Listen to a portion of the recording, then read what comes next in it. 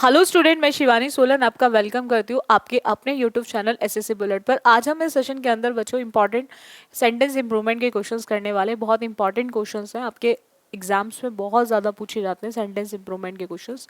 अगर हम बात करें सेंटेंस इंप्रूवमेंट की, तो कुछ बच्चे ऐसे भी होंगे जो फर्स्ट टाइम सेशन ले रहे होंगे। तो मैं आपको बता दूँ सेंटेंस इंप्रूवमेंट में एग्जामिनर क्या करता है। हर सेंटेंस इंप्रूवमेंट के क्वेश्चन के अंदर, हर सेंटेंस इंप्रूवमेंट के क्वेश्चन के अंदर एग्जामिनर एक पार्ट को अंडरलाइन करके दे देता है, एक पार्ट को अंडरलाइन करके दे देता है, या एक पार्ट को बोल्ड लेटर्स में लिख देता है। इन दोनों में से एक करेगा। जितना पार्ट अंडरलाइंड और बोल्ड करेगा उतने पार्ट के लिए नीचे रिप्लेसमेंट दी होगी। No substitution required and no improvement हमेशा ऑप्शन में नहीं होती। वो कभी कभी ऑप्शन में दी भी हो सकती है और नहीं भी। तो ये कब नहीं होगी? जब बिल्कुल एरर है ही है। और अगर दी है नो सब्स्टिट्यूशन रिक्वायर्ड ऑप्शन में, तो हो सकता है कि आपका जो पार्ट अंडरलाइंड है, बोल्ड है, वो बिल्कुल एरर फ्री है। तो आप उस केस में इसको टिक करेंगे। अदरवाइज उसमें कुछ भी एरर मिलती है, एरर डेफिनेटली ग्रामेटिकली आएगी, ठीक है, रिलेटेड टू ग्रामर आएगी। पंचुएशन नहीं आती आपके sentence improvement spot the error के अंदर। तो आपको ध्यान रखना है। बैंकिंग के अंदर तो एग्जामिनर मेंशन भी कर देता है कि पंचुएशन से रिलेटेड एरर मिल भी रही है तो उसको इग्नोर करें। ऐसा बैंकिंग के डायरेक्शंस में मेंशन होता है हमेशा, ठीक है। तो आपको ध्यान रखना है, अगर वो गलत है तो फिर आपको देखना है कि कौन सा रिप्लेस करेगा। यानी कि यहाँ तो सिर्फ एरर पहचानने से काम नहीं चलेगा, बिकॉज यहाँ पर हमें एग्जैक्ट आंसर ऑप्शन भी बताना होता है। हम बात करें the boarder deny to take the money, उसने पैसा लेने से मना कर दिया। ये सीपीओ मेंस का क्वेश्चन है 26/7/2021। मैं आप बच्चों को एक चीज बताऊं, आपने कभी पढ़ा होगा एडवांस वर्ब में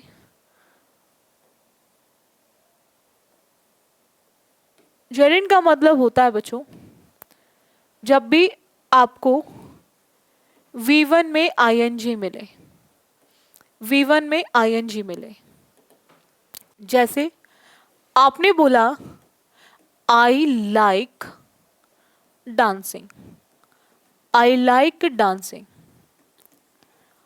अगर यहां पर बच्चों हम बात करें लाइक की, तो लाइक पसंद एक वर्ब है, एक्शन है, और उसको करने वाला कौन है? आई, यानी कि सब्जेक्ट। और वो क्या पसंद करता है? व्हाट का रिप्लाई, यानी कि ऑब्जेक्ट। ये एक सिंपल सा पॉइंट है। ऑब्जेक्ट में अगर आपको आईएनजी मिले, V1 में आईएनजी मिले, V1 में आईएनजी मिले, ठीक है, तो आपको ध्यान रखना है जब भी V1 में आईएनजी मिले ऑब्जेक्ट यानी कि नाउन फॉर्म में, तो आप उसको जेरेंड बोलेंगे। ये जेरेंड फॉर्म में होता है। और एक सेंटेंस में जो सब्जेक्ट के अकॉर्डिंग और टेंस के अकॉर्डिंग बदल जाती हैं वो सारी वर्ब होती हैं फाइनाइट, और जो सब्जेक्ट और टेंस के अकॉर्डिंग नहीं बदलती वो होती है हमारी नॉन फाइनाइट। नॉन फाइनाइट बच्चों वो वर्ब होती हैं जिसका सेंटेंस के सब्जेक्ट और टेंस से कोई मतलब नहीं होता, जो कभी भी सेंटेंस के सब्जेक्ट और टेंस के अकॉर्डिंग नहीं बदलती, वो होती है हमारी नॉन फाइनाइट। और जो सब्जेक्ट और टेंस के अकॉर्डिंग बदल जाए वो होती है हमारी फाइनाइट। अगर मैं यहाँ शी लिखती तो फिर मैं लाइक्स लिखती। सपोज यहाँ पर मैंने शी लिखती, मैं बोलती शी, तो फिर अब मुझे लिखना पड़ता लाइक्स। लेकिन अभी भी डांसिंग डांसिंग ही रहता, क्योंकि डांसिंग हमारी वर्ब है ही नहीं। वो होती है जो बच्चों सब्जेक्ट और टेंस के अकॉर्डिंग बदल जाए। अब यहाँ पर एक पॉइंट आता है कि जब भी आप डिनाई वर्ड को देखें तो आप ध्यान रखेंगे डिनाई के साथ हमेशा जेरिंड का यूज होता है। डिनाई के साथ साथ कुछ और भी वर्ब हैं जो जेरिंड को लेकर आती हैं, यानी कि V1 में आईएनजी को। आपने किसी चीज को मान लिया, एडमिट कर लिया, और मानने से मना कर दिया तो डिनाई कर दिया। आप स्टडी में अभी इन्वॉल्व हो, कभी कभी आप टीचर्स की बात को माइंड कर जाते हो, और टीचर आपसे ये बोलता है कि आपको बात को माइंड नहीं करना, तो आपको वो सजेस्ट करता है ठीक है, लाइफ में अभी क्या ले रहे हो आप, रिस्क ले रहे हो। तो जब भी आप अवॉइड की बात करें, इन्वॉल्व की बात करें, रिस्क की बात करें, डिनाई की बात करें, एडमिट की बात करें, तो ये सब आपके जेरेंड को लेकर आती हैं, यानी कि V1 में आईएनजी को लेकर आती हैं। तो यहां पर वही उसी पॉइंट पे क्वेश्चन आ रखा है कि डिनाई के साथ हम कभी भी टू प्लस वर्ब की फर्स्ट फॉर्म, डिनाई के साथ टू प्लस वर्ब की फर्स्ट फॉर्म का मतलब यहां पर है इन्फिनेटिव का, और डिनाई कभी भी इन्फिनेटिव को लेकर नहीं आता, डिनाई कभी भी इन्फिनेटिव को लेकर नहीं आता। तो आपको डिनाई के साथ लगाना है जेरेंड, जेरेंड का मतलब है V1 में आईएनजी। तो आप यहाँ पर नो सब्स्टिट्यूशन तो नहीं टिक कर सकते, डेफिनेटली आपको नो सब्स्टिट्यूशन हटाना पड़ेगा। और डिनाई के साथ साथ आप कभी भी आईएनजी का यूज करेंगे, but without any helping, without any preposition, हम उसमें कोई भी प्रेपोजिशन का यूज भी नहीं करेंगे। विदाउट प्रेपोजिशन आपको आईएनजी का यूज करना है, ठीक है। तो आपको यहाँ पे ध्यान रखना है, डिनाई के साथ लिखना है सीधा टेकिंग। तो आंसर ऑप्शन क्या हो जाएगा बच्चों, सेकेंड। नेक्स्ट आते हैं, CHSL का क्वेश्चन है 24/5/2022। Do you mind me to being here while you were working. अभी मैंने आपको समझाया था जेरेंड पॉइंट को लास्ट प्रीवियस क्वेश्चन में, का मतलब होता है V1 में आईएनजी, V1 में आईएनजी। अभी मैंने आपको प्रीवियस क्वेश्चन में समझाया था जेरेंड का मतलब होता है वर्ब की फर्स्ट फॉर्म में आईएनजी, वर्ब की फर्स्ट फॉर्म में आईएनजी। और मैंने आपको इसमें आपको ये समझाया था कुछ वर्ब्स होती हैं जो अपने साथ हमेशा जेरेंड को लेकर आती हैं। Mind is one of them, mind भी उनमें से एक ही है। और जब भी आप बच्चे माइंड को देखें तो आपको ध्यान रखना है माइंड के साथ भी हम यूज करेंगे, हम यूज करते हैं माइंड के साथ V1 में आईएनजी, V1 में आईएनजी। अब आप बच्चे ध्यान रखेंगे इसमें भी हम यूज करेंगे V1 में आईएनजी। तो अब आईएनजी के लिए हमें ध्यान रखना है हम टू के साथ तो कभी भी आईएनजी का यूज नहीं करते, हम टू के साथ आईएनजी का यूज करते हैं लेकिन कुछ फ्रेजेस के साथ जेरेंड फॉर्म में, जैसे एडिक्टेड टू, हैबिचुएटेड टू, किसी चीज का आदी होना, ठीक है, यूज्ड टू। तो यहाँ पर हम टू के साथ V1 में आईएनजी का यूज करेंगे, बट वर्ब के साथ हम V1 में आईएनजी का यूज नहीं करेंगे। तो यहाँ पर दूसरा ये ध्यान रखना है कि जब भी हम बात करते हैं, एक चीज को आप और समझ लें कि जब भी हम बात करेंगे टू की, तो टू के साथ V1 नहीं आएगा जब भी माइंड वर्ब होगी। और कैन का यूज हम इसलिए नहीं कर सकते बच्चों क्योंकि डू आ रहा है, डू ऑलरेडी हेल्पिंग वर्ब है, तो एक साथ हम दो हेल्पिंग वर्ब का यूज नहीं कर सकते, ठीक है। दूसरा, अब यहाँ पे विल भी सेम केस है, हमने डू लिखा, डू प्रेजेंट को बताता है और विल किसको बताता है, फ्यूचर को। तो यहाँ पर ये ऑप्शन भी एलिमिनेट हो जाएगा। तो बचता कौन सा ऑप्शन है, that is third, third is the correct one. Do you mind me being, do you mind me being is the correct one. Next आते हैं, I don't fancy to go out this evening. Fancy का मतलब होता है इच्छा, मतलब मेरी इच्छा नहीं है बाहर जाने की इवनिंग में। बहुत सारे लोग हैं जिनको नहीं पसंद है बाहर जाना इवनिंग में, वो घर में रहना पसंद करते हैं, जैसी शाम होती है तो सोचते हैं घर में रहें, बाहर ना निकलें।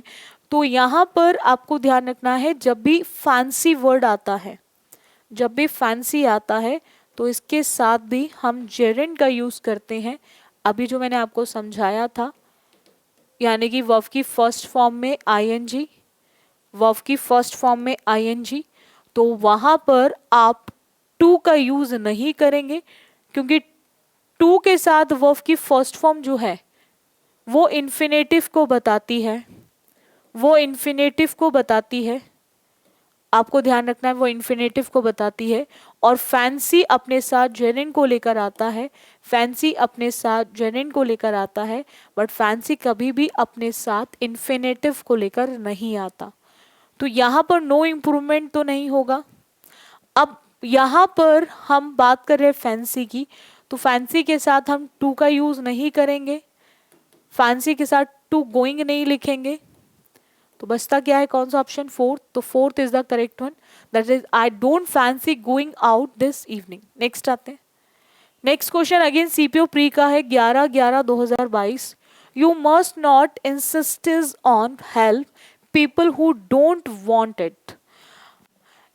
इंसिस्ट होता है जब आप किसी को फोर्सफुली बोलते हैं बट तुम्हें करना ही पड़ेगा, आप किसी पर प्रेशर डाल रहे हो काम करने के लिए, फोर्स कर रहे हो आप किसी को।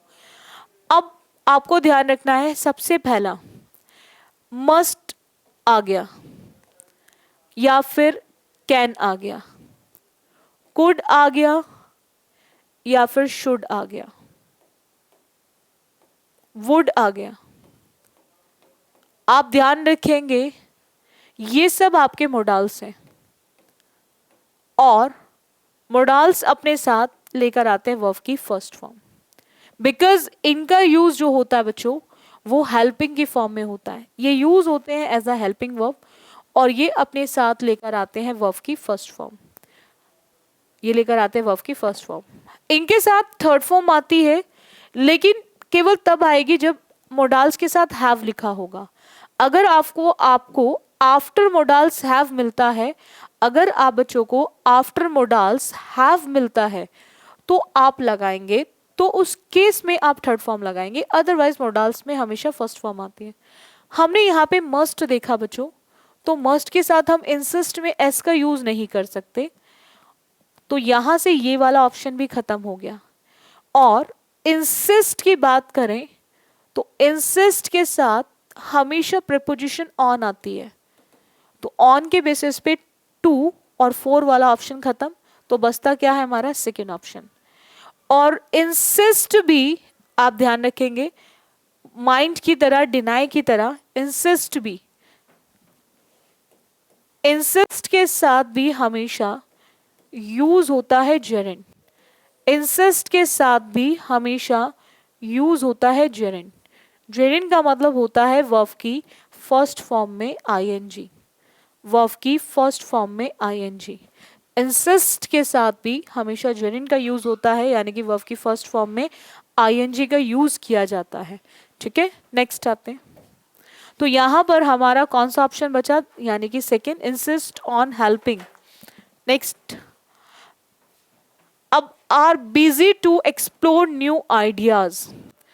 जब भी हम लाइफ में बी बिजी की बात करें, बी वर्थ की बात करें, हम बिजी क्यों है लाइफ में, क्योंकि हम उसके लायक हैं इसीलिए बिजी हैं, है ना। पढ़ने के लायक है इसलिए बिजी है पढ़ने में, पढ़ाने के लायक इसलिए पढ़ा रहे हैं, इसलिए बिजी हैं पढ़ाने में। ठीक है, तो आपको ध्यान रखना है be busy and be worth be अपने साथ हमेशा लेकर आता है जेरेंड। जेरेंड का मतलब होता है वर्ब की फर्स्ट फॉर्म में आईएनजी। तो आपको ये ध्यान रखना है कि टू एक्सप्लोर जो है, टू के साथ वर्ब की फर्स्ट फॉर्म, ये इन्फिनेटिव है, ये आपका इन्फिनेटिव है और हम यहां पर इन्फिनेटिव का यूज नहीं करेंगे बी बिजी के साथ, हम इन्फिनेटिव का यूज नहीं करेंगे बी बिजी के साथ। तो यहां पर आपको ध्यान रखना है कि आप बच्चे यूज क्या करेंगे, एक्सप्लोरिंग। क्या यूज करेंगे, एक्सप्लोरिंग। तो एक्सप्लोरिंग को देखकर आप बच्चे सीधा ऑप्शन कौन सा टिक कर देंगे, फर्स्ट। हम यहां पर नो इंप्रूवमेंट, हम for exploring and to be exploring का यूज नहीं कर सकते। इतना क्लियर हुआ आप सभी स्टूडेंट्स को, चलेगा। नेक्स्ट आते हैं। नेक्स्ट क्वेश्चन है, the investigation revealed that both of they had given false information to obtain the certificates. अब उसने क्या बोला है बच्चों, पॉइंट देखो, उसने पॉइंट क्या बोला है बच्चों, ध्यान रखेंगे इस चीज को आप बच्चे, कि revealed that both of they, both of they, आप बच्चे हमेशा ध्यान रखेंगे ऑफ का मतलब हुआ सीधा सीधा प्रेपोजिशन, सीधा सीधा प्रेपोजिशन। और आपको ध्यान रखना है कि इन इंग्लिश ग्रामर जब भी आप बात करते हैं वर्ब की और प्रेपोजिशन की, तो आप बच्चे ध्यान रखेंगे कि आफ्टर वर्ब और preposition we use, after verb और preposition we use objective case of pronoun, objective case of pronoun, objective case of pronoun. हम वर्ब और प्रेपोजिशन के बाद हमेशा ऑब्जेक्टिव केस ऑफ प्रोनाउन का यूज करते हैं। सब्जेक्टिव का मतलब होता है जो आपके सब्जेक्ट की फॉर्म में यूज हो, परफॉर्मर की फॉर्म में, और ऑब्जेक्टिव का मतलब होता है जो आपके ऑब्जेक्ट का काम करे। जैसे आई का मी, यू का यू, दे का them,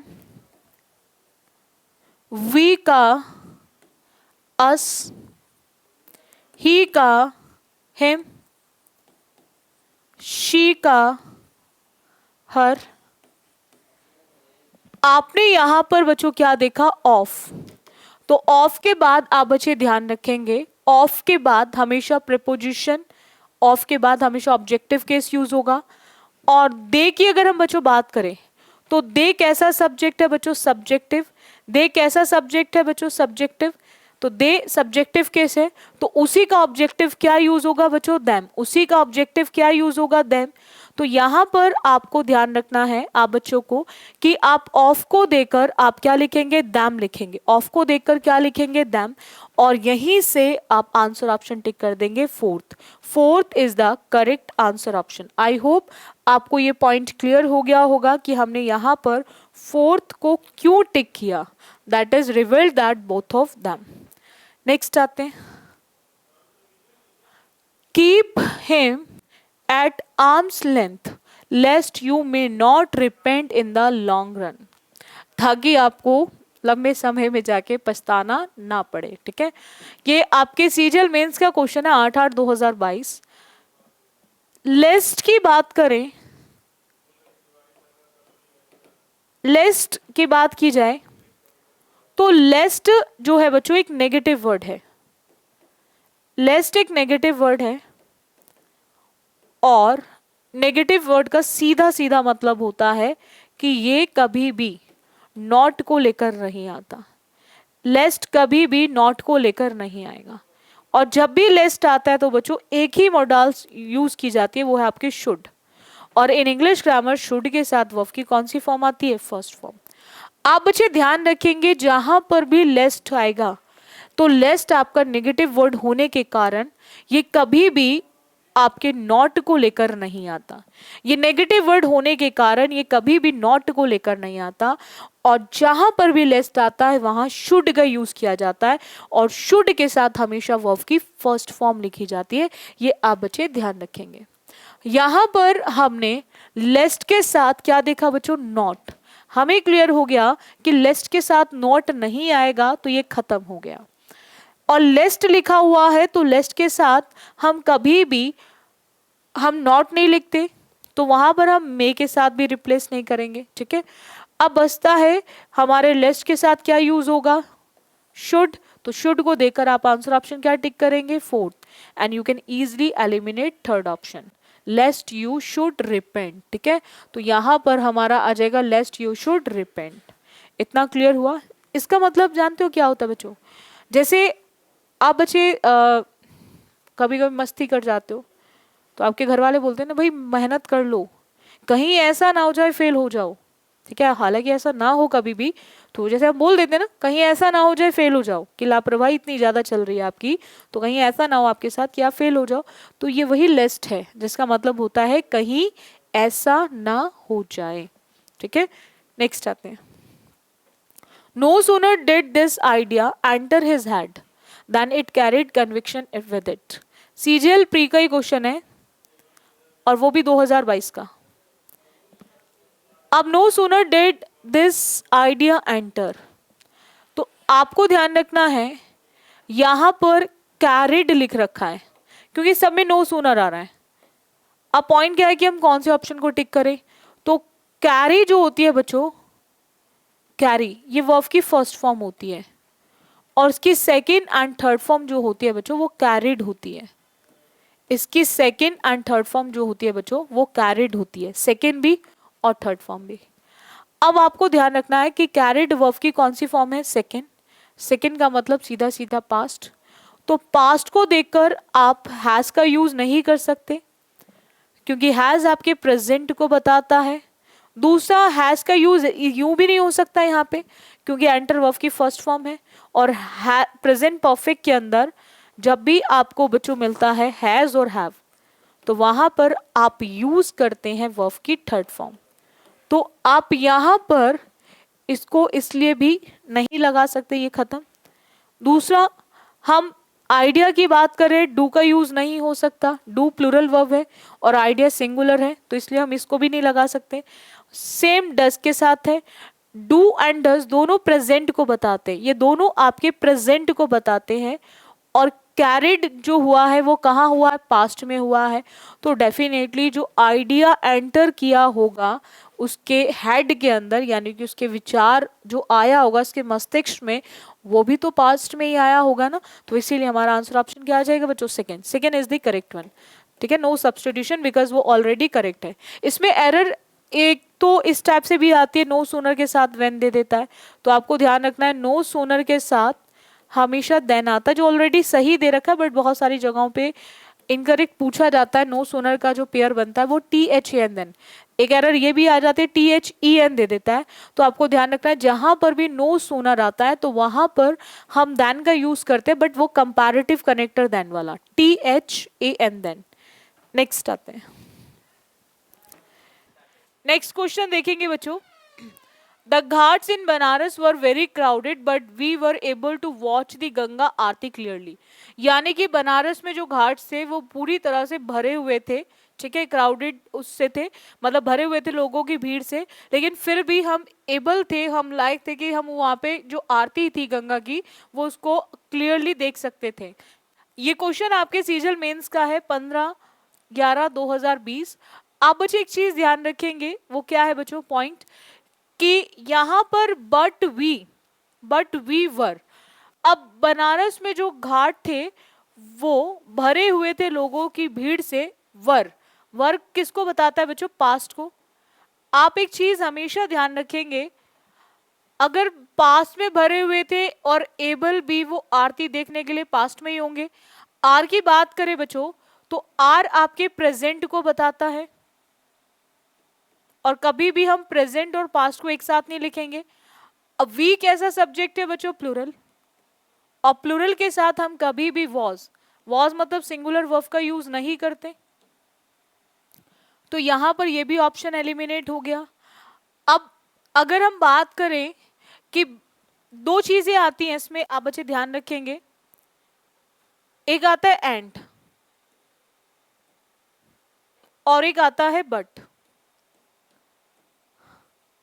आपको ध्यान रखना है कि जब भी आप दो पॉजिटिव की बात करें तो वहां पर एंड लगेगा, या दो नेगेटिव की बात करें तो एंड लगेगा। लेकिन जब भी एक पॉजिटिव और एक नेगेटिव और एक नेगेटिव और एक पॉजिटिव की बात करेंगे तो वहां पर हमेशा बट का यूज होगा, वहां पर आप एंड का यूज नहीं करेंगे, ये आप बच्चों को ध्यान रखना है। अब देखो, वो भीड़ से भरे हुए थे घाट्स, फिर भी एबल थे, यानी कि दो अपोजिट चीजों की बात कर रहे हो, और जब भी दो अपोजिट चीजों की बात करेंगे तो वहां पर बट आएगा, वहां पर हम सो का यूज नहीं करेंगे। इसीलिए हमारा आंसर ऑप्शन क्या आ जाएगा बच्चों, first, that is no substitution. Next आते हैं, he is interested neither in business और ऑन द जॉब। ये सीजल मेंस का क्वेश्चन है 8/8/2022 का। आप बच्चे ध्यान रखेंगे इसमें दो चीजों को, दो चीजें क्या है बच्चों यहाँ पे, कि एग्जाम में क्वेश्चन आता है बड़ा पेयरिंग वर्ड्स को लेकर।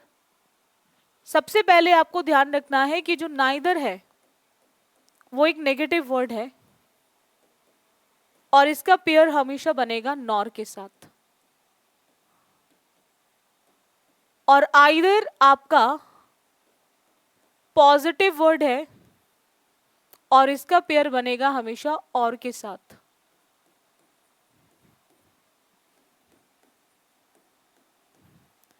और नॉट ओनली का पेयर बनेगा हमेशा बट ऑल्सो के साथ। आप बच्चे हमेशा ध्यान रखेंगे कि नाइदर नॉर मतलब होता है ना तो मैं एसएससी की तैयारी कर रहा हूँ और ना ही मैं बैंकिंग की, या तो मैं एसएससी में सेलेक्ट होऊंगा या मैं बैंकिंग में। तो नाइदर नॉर मतलब ना तो ये और ना ही ये, आइदर और, या तो ये या फिर ये। तो आपको एक चीज हमेशा ध्यान रखनी है, नेगेटिव का पेयर हमेशा नेगेटिव के साथ और पॉजिटिव का पेयर हमेशा पॉजिटिव के साथ। तो यहाँ पर हमें नाइदर वर्ड दे रखा है और जो नेगेटिव होता है तो वहां पर और मतलब पॉजिटिव, तो हम पॉजिटिव के साथ नहीं बना सकते, तो नो इम्प्रूवमेंट नहीं होगा। और नाइदर के साथ हम नॉट नहीं लिखेंगे। तो अब दो ऑप्शन में नॉर है बच्चों, दो ऑप्शन में नॉर है, सेकेंड में भी और थर्ड में भी। तो अब आपको ध्यान रखना है कि जो प्रिपोजिशन नाइदर के केस में वही नॉर के केस में आएगी। तो नाइदर के केस में क्या यूज हो रही है, इन, और नॉर में भी इन ही आएगी। तो इनको देखकर आप आंसर ऑप्शन क्या टिक करेंगे, second, and you can easily eliminate third option. आप आसानी से थर्ड ऑप्शन को हटा सकते हैं। तो बचता कौन सा ऑप्शन है बच्चों, second is the correct one. I hope आपको हर एक पॉइंट क्लियर हो गया होगा और कोई भी डाउट नहीं होगा। देखिए बच्चों, रेगुलर बेसिस पे क्लासेस को अटेंड करो और मैक्सिमम से मैक्सिमम जो सेक्शंस दिए जा रहे हैं आपको, जितनी भी चीज़ें कराई जा रही हैं वो सारे सेशंस को ज़रूर अटेंड किया करो और लग के तैयारी करो। बाकी जिन स्टूडेंट्स ने अभी तक चैनल को सब्सक्राइब नहीं किया है वो सभी बच्चे चैनल को सब्सक्राइब कर ले। बाकी बैक टू बैक एग्जाम से लग के तैयारी करनी है, सिलेक्शन लेना बहुत ज़रूरी है। और कुछ ऐसे भी स्टूडेंट्स हैं बच्चों जो ऑनलाइन पेड बैच के लिए मैसेजेस और कॉल कर रहे हैं, तो मैं आपको बता दूं सभी स्टूडेंट को, पेड बैच जो है वो आपका नेक्स्ट वीक में स्टार्ट होने वाला है। तो नेक्स्ट वीक में आपका पेड बैच स्टार्ट हो जाएगा। ऐसे बुलेट के ऐप पे चलेगी क्लासेस पेड बैच में। और फाउंडेशन बैच है, जिन स्टूडेंट को डाउट है कि मैसेजेस आ रहे हैं, मैं रेगुलर देखती हूँ कि मैसेज आते हैं स्टूडेंट्स के कि क्या जीरो से होगा, बिल्कुल बेसिक से चीज़ें होंगी, बेसिक टू एडवांस होंगी। और उस बैच के अंदर प्री प्लस मेंस दोनों को कवर कराया जाएगा। और रेगुलर लग के तैयारी करो। बाकी आपकी लाइव क्लासेस रहती है मंडे टू फ्राइडे, तो उसको रेगुलर अटेंड करो आप लाइव क्लास को। और बाकी जो भी आपको कुछ भी इंफॉर्मेशन चाहिए तो आप इस नंबर पे कांटेक्ट कर सकते हैं, ठीक है, फॉर ऑनलाइन एंड ऑफलाइन दोनों क्लासेस के लिए। सो आज के लिए इतना रखें। So thank you student for this session, बाकी करते हैं नेक्स्ट क्लास में।